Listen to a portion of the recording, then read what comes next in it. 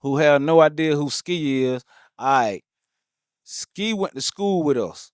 He is pretty much one of our classmates. Very popular guy, very cool guy. He was in a car accident when I think we was in maybe the ninth grade. Ninth grade. That pretty much he was damaged so bad they thought he was gonna pass. They had gave up on him. He was brain dead. It's over with. But we had a pep rally when we got the news. We had a pep rally at school.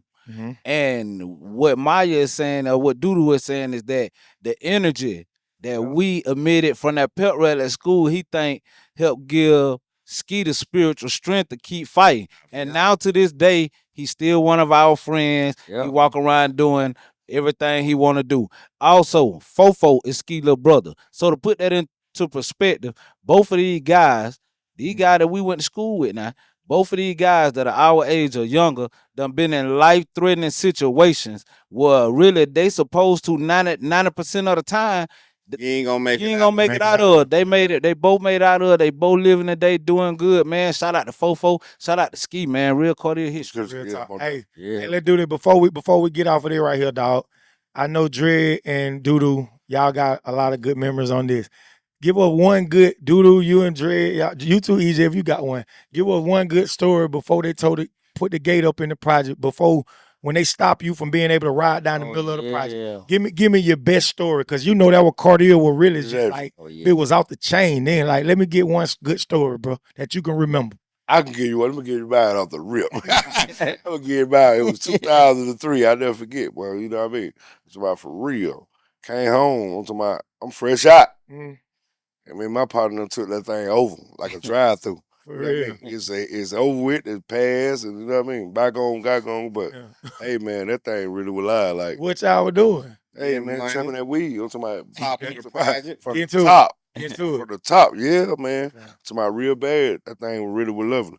I'm talking about like a drive-through, like a McDonald's. Okay. For real, like that thing. Doodoo, you got a story? Yeah, I think one that I always stick with me is the horseshoe, and not my era, just big country era, because he was my age. Shouts out the country. Yeah, and I seen Cunt do like crazy numbers. You know what I'm saying? You can be listening to the scanner and you can hear the police saying, "Let's ride through here and see what big country got going on." Not to interrupt you, the first nigga I ever bought a sack from, but go ahead. Hey man, country like was just legendary for our age group. For that weed, you know what I'm saying? Definitely. I seen his brother, you know, I always handled his business, but I remember a time when Country was able to buy his brother Jordans when they drop out the LE foot. And it's 15, 16 years old. Well, you know, everybody accepting Country is what Country is, you know what I'm saying? Oh, definitely. And it ain't no knock on him, because he love the kid now. He'll live for the kid now. But for sure, man. Shout out to Country, man, and for the contribution he putting into the community. I'm talking about great football coach. Yeah. Man, for real though. But I got one for y'all too, man. Listen. So we stand in that same trailer in wet time. In wet time.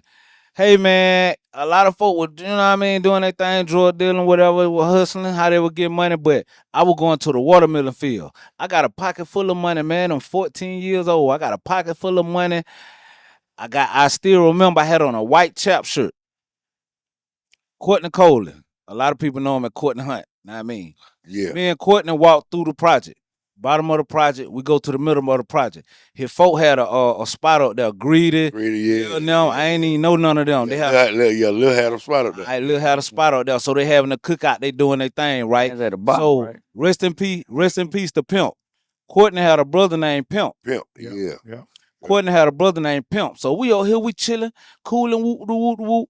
So Pimp want the slap ball. He kind of playing, you know what I'm saying? I'm like, hey man, get back, man. I'm clean. Like, hey Courtney, man, get your brother. Yeah. Mind you, I'm a little nigga. He already way, you know what I'm saying, way bigger than me at the time. So me not knowing who he is, mind you, I'm just here with my partner. This at a family event.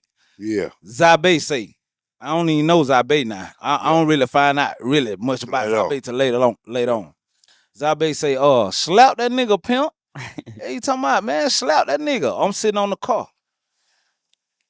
Pimp walk up to me, I'm like, hey, man, get back, man. Yeah. He tried to slap me. I lean back. His hand went across my shirt. Shh. Got left a handprint across my shirt, my white Chap shirt. Y'all know, man, Chap was serious, man. I ain't come from that, man. Yeah. I'm talking about for real, boy. You hear me? Man, I leaned out the car right into pimp shit. Pop.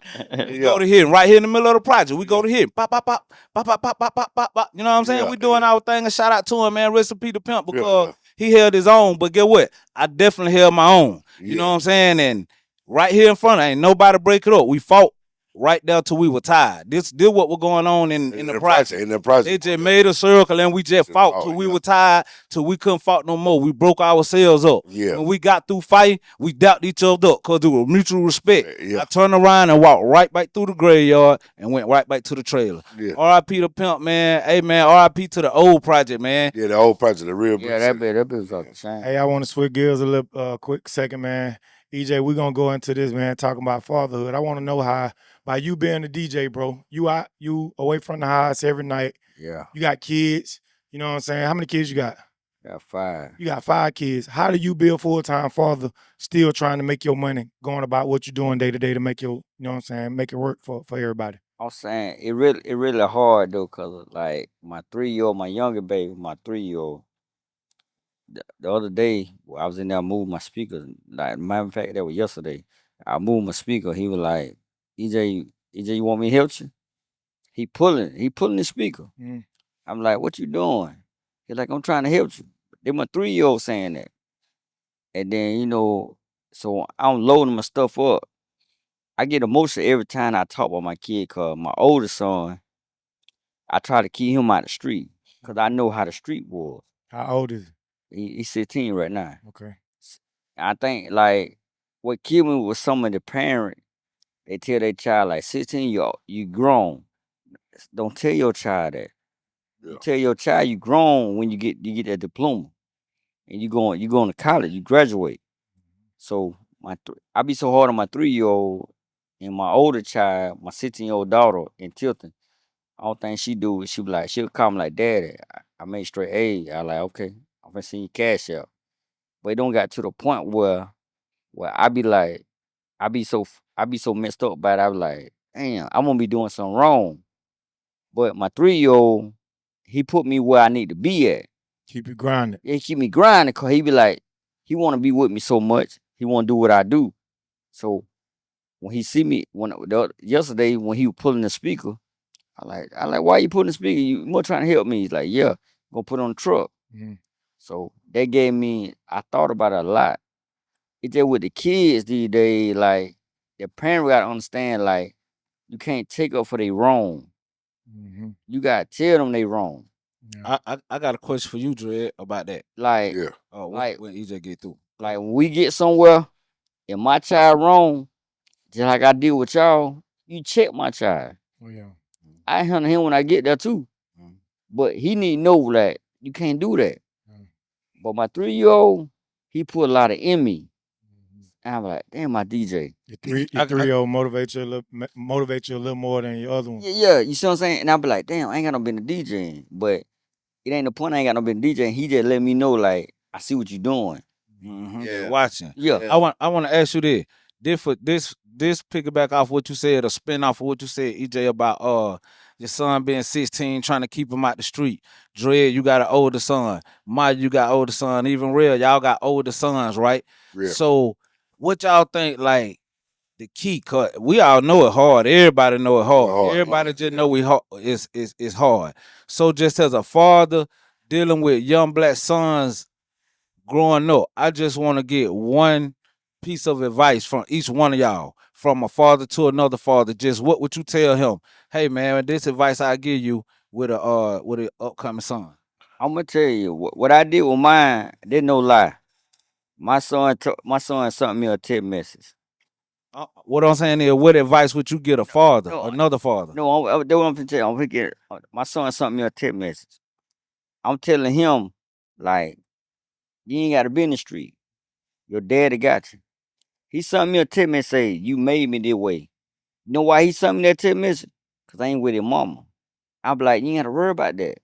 Just do what you gotta do, go to school, graduate, play ball. But what going on right now? I'm saying, what advice would you tell another father? I tell another father, like, right now, you gotta stay close to your child. Mm-hmm. If you don't, he gonna listen to the other side. Gotcha. Mm-hmm. Whatever the other side is telling him, Yeah, they got influence on her. yeah, I'm suffering from that. Mhm. They no lie. I'm suffering for that for real, for real. What about you, Dred? What advice would you give? Well, I would give you, just give them all the game that you got. You know what I mean? With everything you done been through, just try to pass the knowledge down to them. But at the end of the day, we all got a choice to make. They gonna have the right. They know right from wrong. They gonna have to do this, and then, like you said, that shit hard. Yeah. But at the same time, you just hard. gotta at least try. I feel like long as you trying, that's the best you could do. You doing your part. You doing your part. Long as you try. If I can give you something and I can pass you down what I'm been through, and I don't want you to go through it, it's up to you to make the decision. Cause I ain't gonna be able to hold your hand. Mm-hmm. Let's go with son or daughter. Mm-hmm. You ain't gonna be able to hold your hand. I'm gonna just try to give you the advice. So the advice you'll give another father. I give another father. Hey, give him what you got, man. Give him all the knowledge you got. That hard. I mean, at the end of the day, be there for him. That real. But at the same time, you gotta think about you too. Mm-hmm. You know what I mean? And the other kids you got around you too. That Don't real. I give another father. Don't give up. You know what I mean? Cause we can give out, but don't give up. Give You up. know what I mean? I done been there. And I know I got children that been to prison. I got one in prison right now. Daughter just got out. So it's like, that shit rough. That real. When somebody don't want to listen to you, I can gave easily say, hey man, I'm done with that. But your heart and the inside of you, it ain't gonna let you. yeah. Maya, what about you? What advice would you give another father who raising a young black son?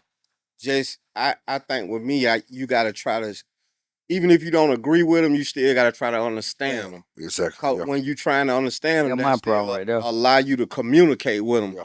Once you don't agree with them and you shut down, then you ain't even allowed to give them no guidance no more because you ain't understanding Where they come from. just what they trained and thought at. Yeah. And most importantly, man, I tell a father, man, pray for him. Yeah. That's the biggest. One thing I say, Yeah, though. Doodoo always said that. Like Doodoo always, when I talk to Doodoo about it, Hold on. I want to finish. What about you, Rell? What advice would you give another father? I would say, man, the main thing is, bro, like, it's just not going too hard because we in a soft era. Like, just try to understand them. Yeah. And when I pray for understanding. Yeah. So if I understand why my son, like right now, I'm going through shit, you know what I'm saying? Like with my boy, like my older boy, that shit hurt me to my heart, bro. Like that shit down there make a nigga start crying. Right. what a Yeah, God. Because I know, like, bro, like, nigga, just listen, bro. Just listen. But what God telling me, man, don't give up on my boy. Give up on it. Nah, man, don't give up on my boy, dog. So if I give any advice that I got, bro, just don't give up Don't on give that up. nigga. Rock with him, dog. Even if he wrong, still rock with him. Exactly. Mhm. Yeah. More that's where I agree with that too, man. To the point where like I don't been felt time like give up, but you can't Why? give up.